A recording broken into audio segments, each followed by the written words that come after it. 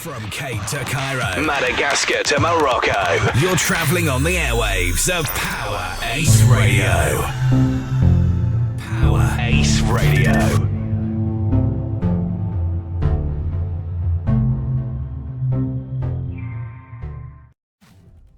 The federal government still have a responsibility to play in that role. And like I told you before, which I don't want to go down, this community has been neglected a lot.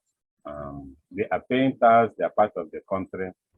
They have enormously been neglected. As I'm telling you right now, like I said several times, they do not have a good running water. They do not have a running water actually. They drink from the river. They don't have electricity. The road that I told you, like a valley, they live in a valley. Every road that goes there goes through a steep hill. And because of the heavy downfall of rain, that makes that place inaccessible. You cannot drive there with a vehicle. That unless you have some kind of 4x4. And even if you have 4x4, you'll be dancing on the road as you're going. You have to be very careful, otherwise the whole thing will throw you to the bush or to the valley.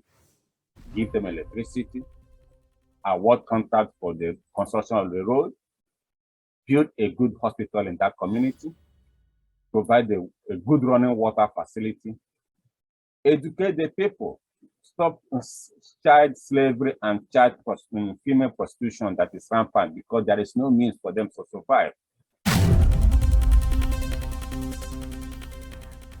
So, hi, how are you? I'm wonderful. How are you? I'm very well. Thank you very much for asking. Before we start everything, let's start by getting you to introduce yourself, please. Okay. Thank you for asking.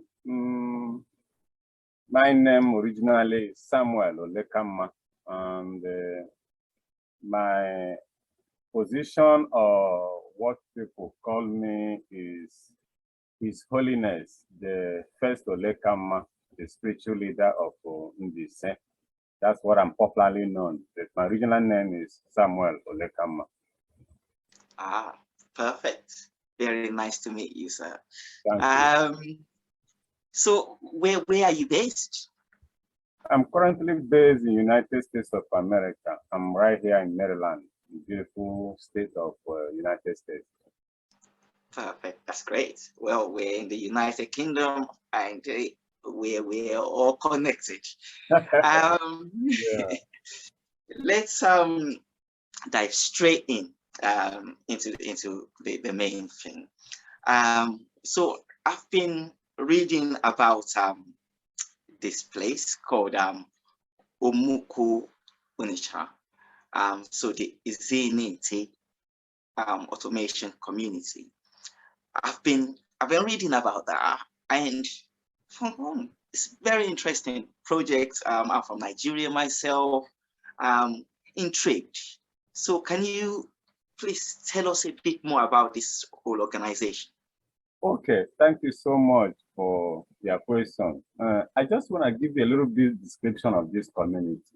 It's very, very unique. You know, when you read the Bible, in the Genesis, they introduce you the paradise, whatever, in the stream and the river. This community, OMUKWU, is situated in, I say, the eastern side of Nigeria, former eastern region of Nigeria, and currently in Imo State. And it comprises of an autonomous community, 5 autonomous communities known as the culture and tradition of Mbaise. But there's one thing unique I have to tell you about this community, which is amazing since my childhood I've noticed. This community is situated on something like a valley. There is no way you can come to this community without going down a hill. All the roads that lead to the community, you have to descend on a hill, and some kind of a hill, and there is a river, a stream that flows under this valley, and it's called Umumini River, Umumini Stream.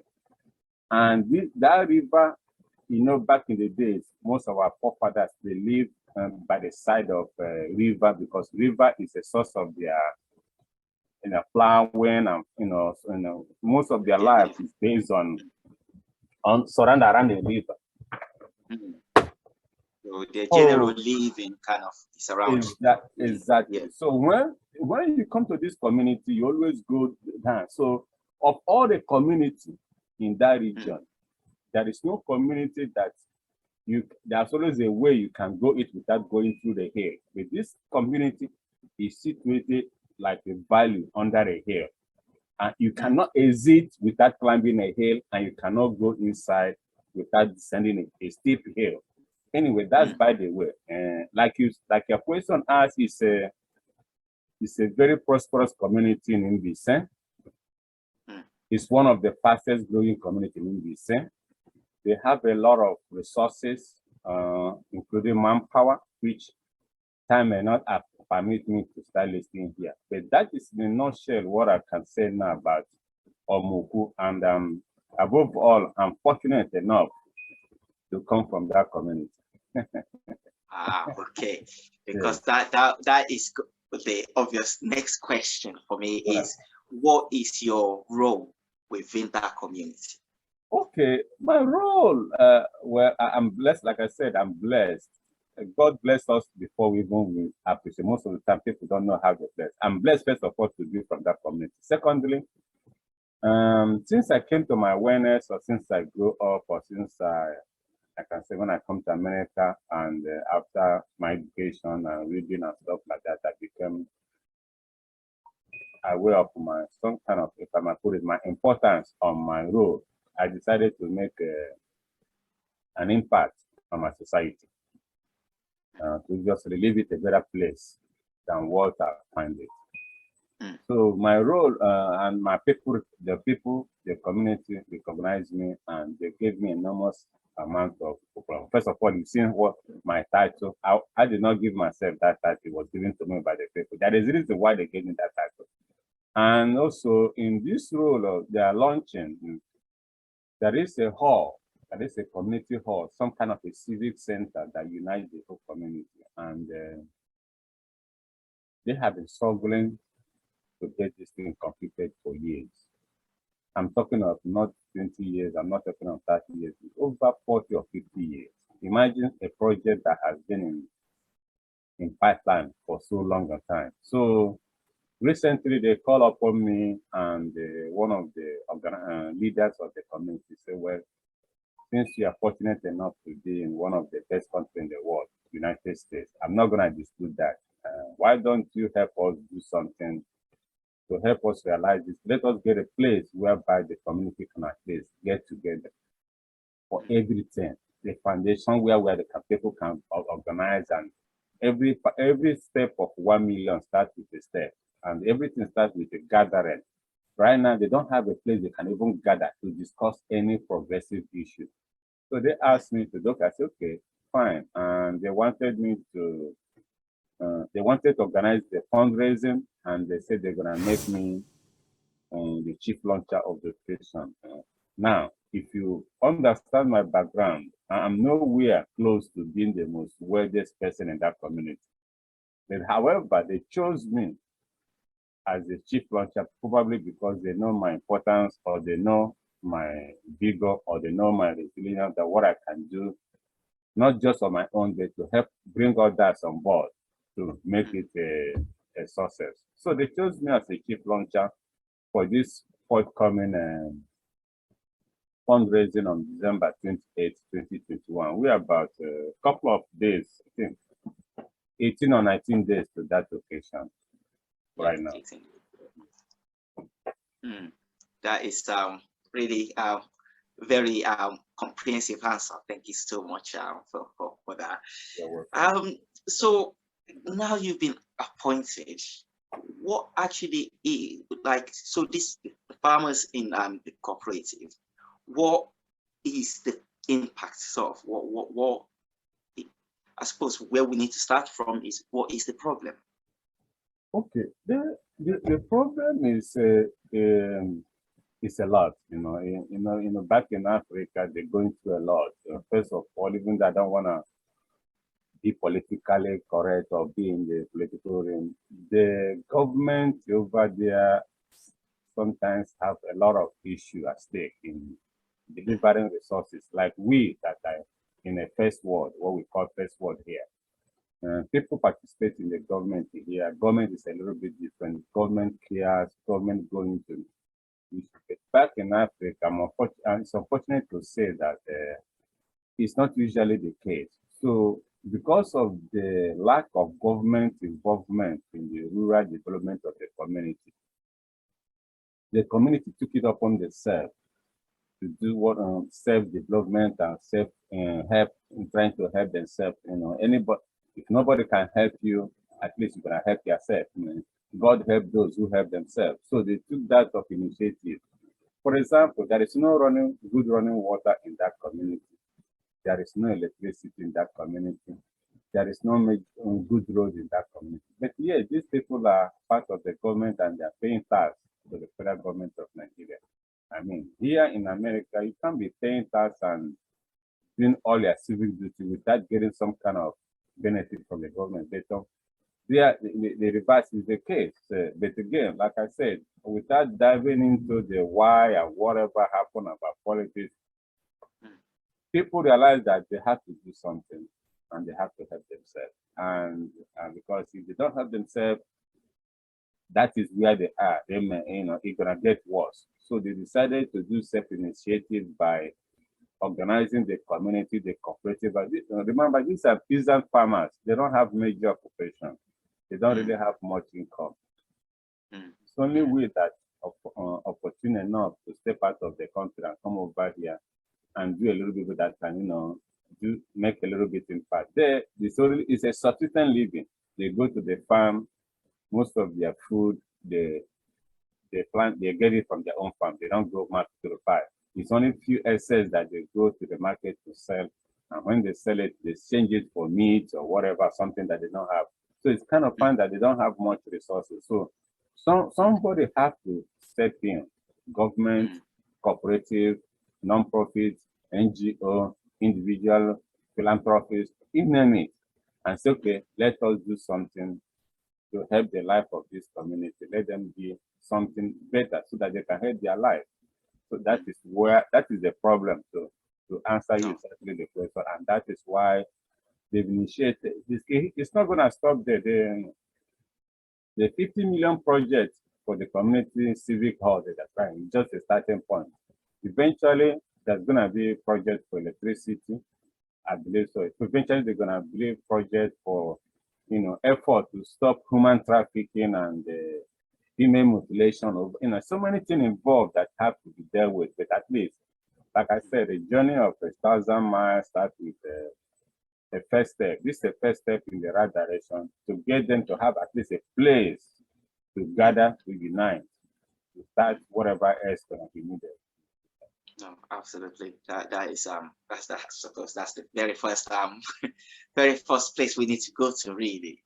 And the thing that came out from there for me is that, well, you said you have to help yourself. If you don't help yourself, nobody will help you. So I'm guessing that's where this whole project, that's what this is, this whole project, that's what it's for. Try and start from somewhere rather than just talking about it. Everybody invest in a project that we know is worthwhile. It's something, it's needed. It makes life easier for people, and the place is flourishing. It has, it's the Garden of Eden, as we call it. You came from your word. I was about to say it, but you just said it. God bless you. You just spoke the right word. Just a land, the Garden of Eden on earth. A beautiful community. Yeah. Because if we have all the natural resources there, and people are still suffering and people are still going through hardship, you kind of think, well, why? So, and you've obviously had an opportunity of being able to talk to this community and hear because it's all good for us to go from where we are and go, oh, yeah, we should do this, we should do that, we should do that. what are their suggested ways? What do they think we can improve? What do they need? What, you know? Well, they need a lot of stuff. Like I told you, I mean, there's a proverb in Africa that says that if you carry a salt and put on somebody's mouth, most invariably the person gonna do like this. I mean, nobody would see a salt, and salt is very sweet. I mean, every normal human being, when I mean normal, somebody normal likes gluten. I don't think nobody. Laughter is a universal language. Anybody that smile, you can say, when you smile, I know you don't need to speak English for me to know you are happy. So that's difficult to Africa. They want to be like others. They want to be like a first world. I mean, they are part of this creation. They are part of this 7 billion individuals living on this earth. So they belong to this earth, and they should be equally treated like humans. And being treated like humans is giving them the basic necessity of life: water, electricity, food, good medical care. As I'm talking to you now, there is no good hospital in that community. And we're having a pandemic here, no place to go just in case if something happens. They all resort to crude and primitive way of treating it, which is, I mean, the world is getting civilized every day, and some people are still far backward. So, the question is, they want to belong to where others belong. They want to belong to the community of the whole world. They want to be treated fairly. They want to be given equal rights. They want, like I said, they want basic necessity of life. I mean, you have to, for one to grow, you have to meet at least the survival area of life. You have to be able to survive before even aspire to be. It's only like one of my cousins need to say. It's only somebody who is not hungry and satisfied that will be thinking of developing or growing. When you are starving and you are hungry, it affects the mind and everything. You don't balance. So and that's basically where they need a survival area to get accomplished at least to survive before they can aspire to be what the people want them to do. These people want them. Most of the reason why they are trying to do crime, I'm not justifying crime, is because they are in a survival stage. They haven't survived. They are struggling. And when somebody is struggling, the mind frame is not correct because it's going to be different. Everything affects the mind. So that's why they call upon me. They spoke to me, and several of them, I mean, a lot of the community and the leaders over there, and I got the message.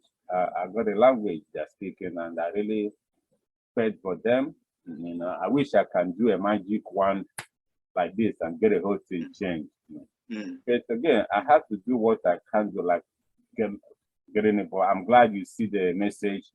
You were able to see the communication. At least if I haven't started disseminating the information, you probably wouldn't have heard about it to give me this interview. So from that information is powerful. The whole world is created by the word. So when I give her that information, and I'm blessed enough to have you to capture it and giving me this interview, someone listening to this interview now can take it from there and spread it. And before you know it, somebody may buy the idea and join hands. And that's how things are changed.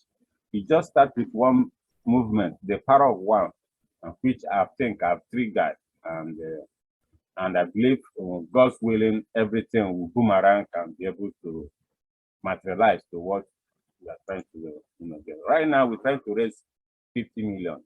That's the goal. Local currency over there, 50 million Naira. That's the currency used in Nigeria. So once we get that, I'm sure you heard the news too, after the whole event. Then I'll let you know the next step in our direction and the desire to aspire to that community. Wow, that would be amazing. Looking forward to that. 50 million is, it's nothing to a lot of people. So like 50 million is just a start. I am so hopeful we'll definitely double, quadruple that, because it's a project that is worth supporting. But Which brings me really to my next question. When you said you didn't have that magic wand, but isn't that's why we have the government, and there's the we said we didn't want to go into politics and all that, but we need to kind of talk about it a little bit.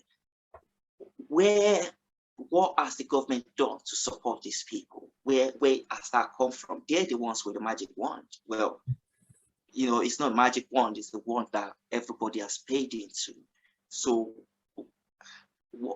so far, tell me about this side of things. Why has it come to this? Okay. Okay.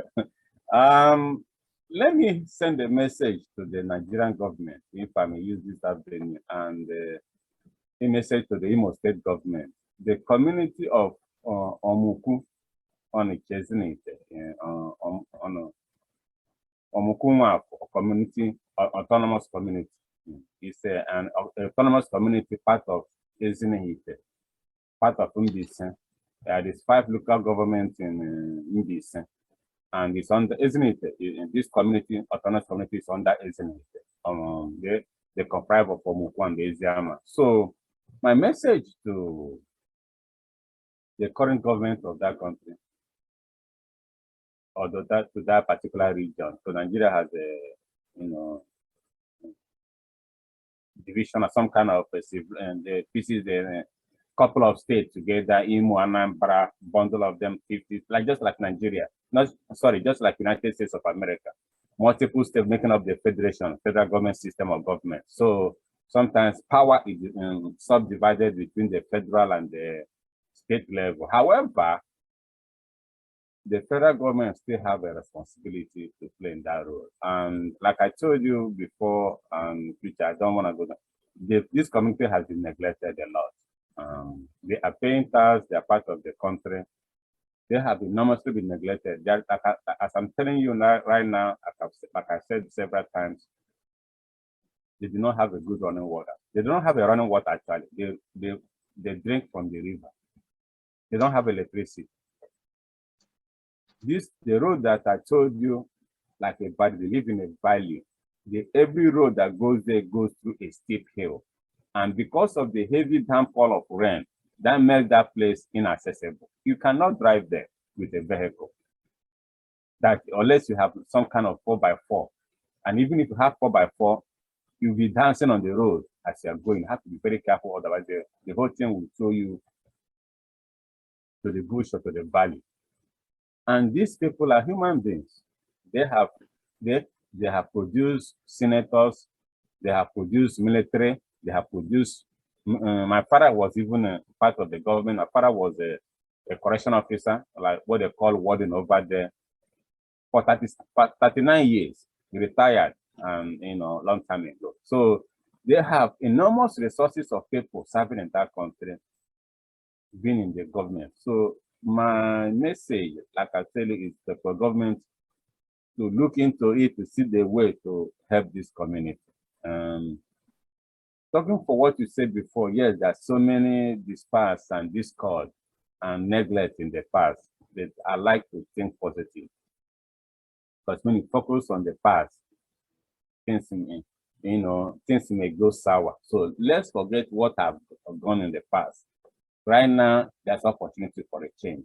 I'm imploring, I'm asking, I'm seeking, I'm telling, I'm informing the government of that community, to that state, to the federal government of Nigeria, to look into the affairs of this autonomous community, to find a way that at least help them out, work with the community, work with people like us, as a lot of us that are willing to assist, to direct, to be able to alleviate the pain and suffering.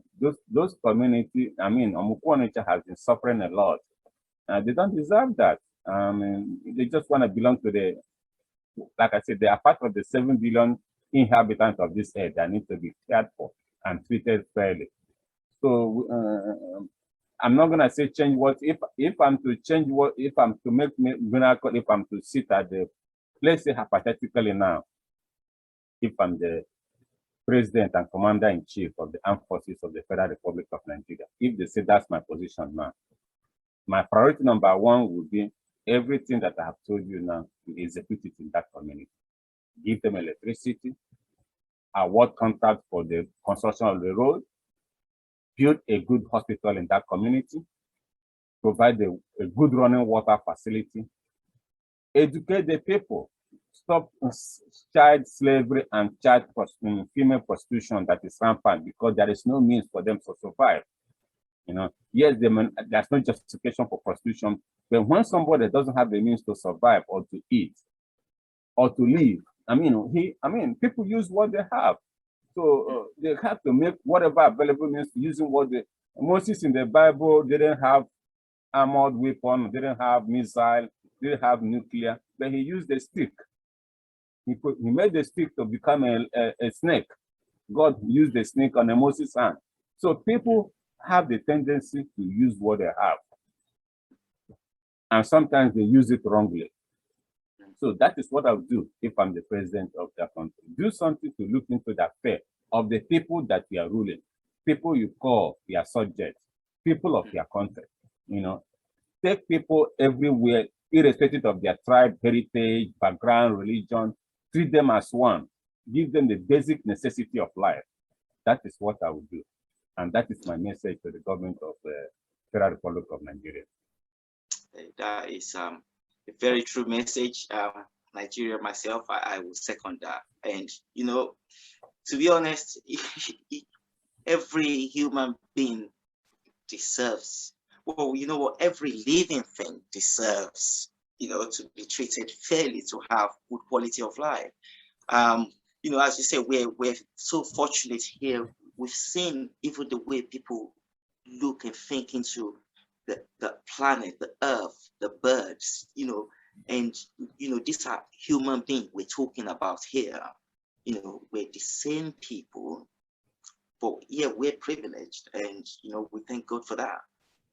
But at the same time, I think maybe it's that thing where people don't quite understand how much or what's going on in the world. I saw it's like a cartoon picture, and there's this big man, you know, governor, and he's really big, and, you know, it has a big belly, and he's looking at his microscope, and it's like, where is poor? But underneath his belly, there's a little child, skinny and just begging for money. Even if he put his telescope down, he still can't see him. You need to look deep and look and see, you know, you know. So just as we're kind of wrapping up, what would you say? What are the, I know you've said it already, but let's re-emphasize it in terms of what do we need? What are the bullet points of actions that need to be taken? You know, you said about the road, as you know, it takes nothing. Building a road, these guys are fishermen. That means you can get fishes out. There's more, you know, industrial movement, generate more wealth for other things to be built. What is the solution? What are the bullet points of, okay, these are the things we need to fix, and this, so to the government of Nigeria, these are the bullet points of things that we need to take. Yeah, as you said again, you got to help yourself. So we are going on this project to make a start to say, yeah, we're going to make this happen. We need you to support us. But what are those things that we're requesting for? Thank you so much. Thank you for that question. Okay, number one, we have started this fundraising initiative on December 28th, 2021, barely less than 20 days away from now. We need everybody to support us. I would like the government to award a contract. And I believe that it has been a contract awarded, but because sometimes the issue is that sometimes government can do something and they neglect it, or they think it's being held and the contractor wouldn't do or wouldn't finish what they have started. I need the government, one, to look into the affairs and concern. Sometimes all it takes is to be concerned. You see, when you are not concerned, like you said, the big man with the microscope is looking somewhere else, but underneath is the main problem. It's because somebody haven't looked deep enough. If you open your eyes, not every open eyes can see. If you open your eyes, you see where the need is. The need is. So I want the government to open their eyes and look into the affairs of this community. They need a good road. We need support for this fundraising, both private and government, to raise this 550 million to do this civic hall. We want the government to help. Simple thing of construction of road. I mean, the expense it can't be done by individual. It's enormous because the government even their tax collector the government, the police, they have to pass through a road to reach the community.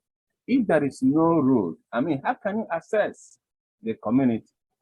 A good road, a good running water. Water is the necessity of life. And with that, when you don't have a good running water, sickness and disease explode. I mean, they use that opportunity to, we humans are very delicate and intricate, and when life is precious, you have to guide it. We need a good running water. Electricity is part of basic necessity of life. The people need a good. As I'm speaking to you now, there's not been electricity in that community, in the part of the community, the OMUKWU and the OMUKWU side. Some of them have, but some part doesn't have electricity for the past 8 months. Imagine what you would do without electricity. I mean, watching TV, communicating, knowing what is going on in the site. It's only for the affluent that was the big people that was able to buy generator machine, and not many people can afford that. They need electricity. And at least build a decent hospital where modern treatment can be helped when people are sick. Malaria is rampant there. When they are sick of that malaria, when they go, at least they can get simple chloroquine or anti-malaria or anti-typhoid or something. They are not suffering a big disease of the first world like diabetes or high blood pressure or complicated cancer and stuff. They are suffering. God so much medicine that most of their pain is only on sickness that caused by environmental, like mosquito. When you get the whole place disinfected, that most of this mosquito will stop biting, and malaria infection and disease will reduce. So these are the basic things we need, and they know about it. They are hearing me, and I'm sure they're gonna hear it very loud and clear. This interview that you have conducted, I'm saying so. These are words, if I may put it in a bullet point, that the government needs to do immediately. I'm not talking of. They should have done this yesterday. It's very, very immediate need. They need to. They should do right now. Get this done.